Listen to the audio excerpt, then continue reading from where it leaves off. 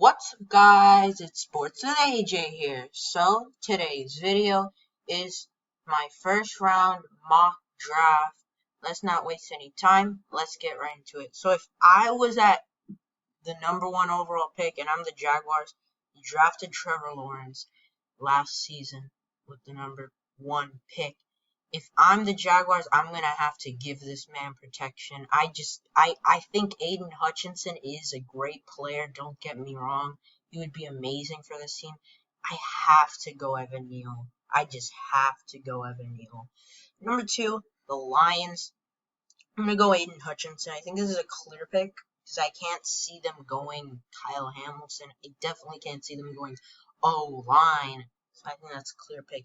3 and 4 and 5 are very interesting picks to me. Now, 3, I think it ends up being Hamilton, Ekwonu, or Thibodeaux. Now, if I'm the Texans, I'm probably taking Kayvon Thibodeaux. I just don't think they do. I think if you're the Texans in this spot, you are saying to yourself, do I take a blue chip prospect or do I take the most logical thing, which is give my guy some help? Who's your guy? Well, that is Davis Mills. So in that case, I'm actually gonna go with Ken Ekwonu. I know that sounds insane.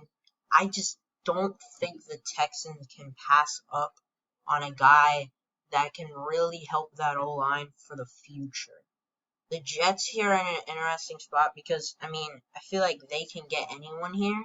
I'm going to go Kyle Hamilton, surprisingly. It sounds insane to see Kayvon Thibodeaux at 5 if you're the Giants, but if I'm the Jets, I probably hope that Ken Ekwonu is there at 4, and but because he's not, I think you say, well, look, I know Kayvon Thibodeaux is great. We don't need D-line as much as we need defensive back. Safety especially is a big position of need. So you could even take Derek Stingley if you want a corner or Ahmad Gardner. I just don't think those guys are top 5 caliber. But if I'm the Jets, I'm probably saying Kyle Hamilton is probably a top prospect anyway, so for him to be a position of need, I'm going Kyle Hamilton. At #5, the Giants get a dream, Kayvon Thibodeaux. I'm a Giants fan, so I would love to see Kayvon Thibodeaux on the team, one of the best edge rushers in this class. And I think this is mainly that it makes the Giants D-line actually look scary. And it makes the Giants defense in general look scary compared to any other organization at that point. Because you went from a decent defense to now probably a mix of young talent and veteran talent. And I think that's very valuable. Similar to the Patriots defense from a couple years ago. The Panthers at #6. I'm probably going quarterback. I don't love this quarterback class. I think if I'm the Panthers, I'm probably not going Malik Willis. I'm probably not going Matt Corral. Not Ritter, not Strong. So it's probably ending up being Pickett or Howell. Now, I think a lot of people think it's going to be Kenny Pickett. Personally, he's not my QB1. My QB1 is Sam Howell. I will explain, I don't know if he goes this high, but I like his arm talent a lot. I like his accuracy more than most of the QBs in this class, maybe outside of Strong. And then I do like his mobility that he acquired more. Like, they like dual threats in this league. Well, he's not a dual threat, but he does know how to run. I could see a very high ceiling for Sam Howell with the right weapons. And the Panthers have a good amount of weapons. I would like to see them go O-line in the second round. The Giants here at 7, you just made an amazing pick. Now, I don't know what they go here. I would say Tyler Linderbaum, but because he's a blue chip. But my thing is, why? Because they don't really... Do we really need guard as much as we need tackle? By this point, you don't have Nate Solder, because I believe we did let him go. We need tackle badly, which is why you probably hope Ikem Ekwonu's on the board. I don't know if you go Linderbaum here. I just don't like the value of Charles Cross or Trevor Penning, although they might be better fits for the Giants. I'm gonna go Tyler Linderbaum just because of the value of Tyler Linderbaum. Even if he's a center, even if he's a guard, the Giants don't need anything on that offensive line in general. So just to get a guy like Tyler Linderbaum is great. The Falcons here, you probably go best available. And even though I do like Ahmad Gardner slightly better than Derek Stingley, I'm going to go Derek Stingley. I think that's kind of an easier pick because Derek Stingley and A.J. Terrell is scary. The Broncos at 9. I think you go Kenny Pickett. You need QB. I don't think you go...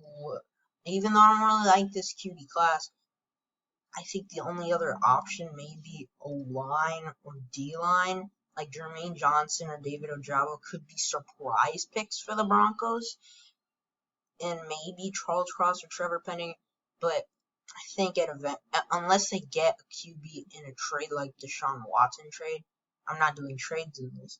So that's why I'm just going to go with Kenny Pickett at 9. At 10, the Jets pick. You went with Kyle Hamilton. Now I think you have to go O-line. I'm going to go with a surpriser, Trevor Penning out of Northern Iowa.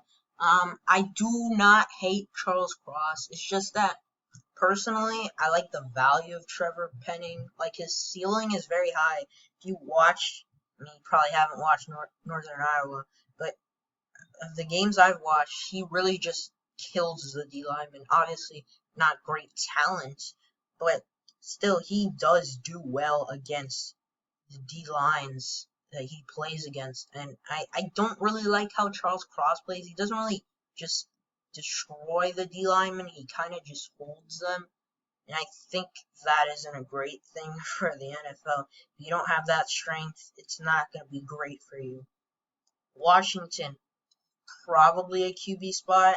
Now, I don't think a QB goes as high anymore out of the top 2. But just so happens that the football team need a QB. I just don't see I don't see these many QBs going in the top 11, but I'm going to go Matt Corral. Corral has a ceiling that could be the best QB in this class to me, but my problem with Corral is I need to see him outside of the Ole Miss system. He doesn't really do much plays. He has a great arm. He's pretty fast, pretty darn fast, but when he's under pressure, he doesn't really know what to do. That's for a lot of these QBs, but, I need to probably watch a little more of Matt Corral, I'm not gonna lie, but he just really needs a system that can not only be similar to the Ole Miss system, but also show how he can do outside of the Ole Miss system, because the Ole Miss system is very RPO heavy. And I don't really like that, just in general. It's good for his experience, but I just don't like it. It's not very translatable to the NFL. The Vikings, I'm gonna go Ahmad Gardner. Probably my CB1, but he's probably gonna be the CB2 out of the class, unless, I could see him dominate his combine and be CB1, but for now he's going to be CB2. That's a steal for the Vikings. Makes their secondary look very darn good. The Browns, I'm going to go probably with a little bit of surprise, David Ojabo. I like the idea of having Myles Garrett and David Ojabo next to each other, although I do think Jermaine Johnson's a safer bet. David Ojabo, he has all the potential, all the ceiling in the world. I said this about Azeez Ojulari. I'm going to say it about David Ojabo.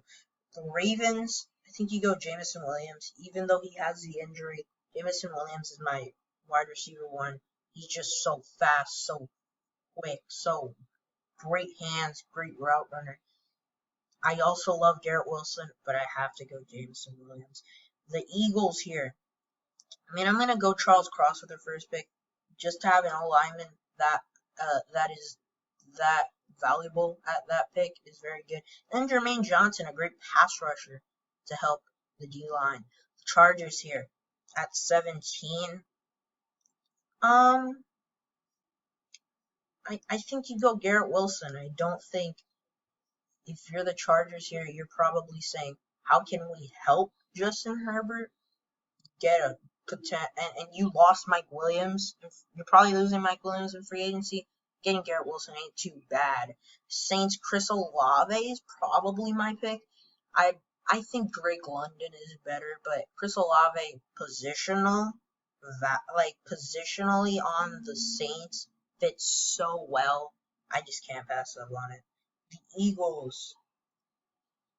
I mean, I'm probably going the secondary here if I'm the Eagles. Andrew Booth, still being at 19, is a pretty good pick.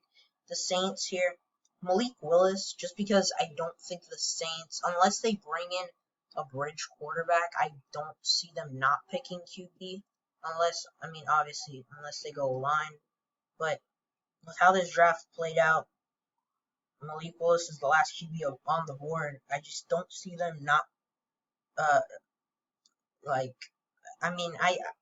can't see them just passing on him. He has a lot of potential. I just don't like his accuracy, don't like his decision making. The Patriots here. If I'm the Patriots, I'm saying protect your guy. Give him Kenyon Green. Protect Mac Jones. The Raiders. I think you probably go with best available if you're the Raiders. There's not much available. There's receivers available. Give him Drake London. Help Derek Carr. Give him more weapons since you lost Henry Ruggs. Cardinals. Corner. Roger McCreary. Again, great corner. The Cowboys. I'm going to go Daxton Hill. Daxton Hill has a lot of potential. And at worst, he's your CP3. The Bills. I think this is a corner spot. I'm going to go Kyer Elam. Elam's fallen mocks, but I still think he's a great corner. The Titans here, they get a steal with Nakobe Dean, one of the best linebackers in the class. The Bucks, I think you probably go Trent McDuffie. I don't love Trent McDuffie. I think he's a second-round talent, but he's still great. The Packers have to go Treylon Burks with the wide receivers on the board. The Dolphins, I'm going to go...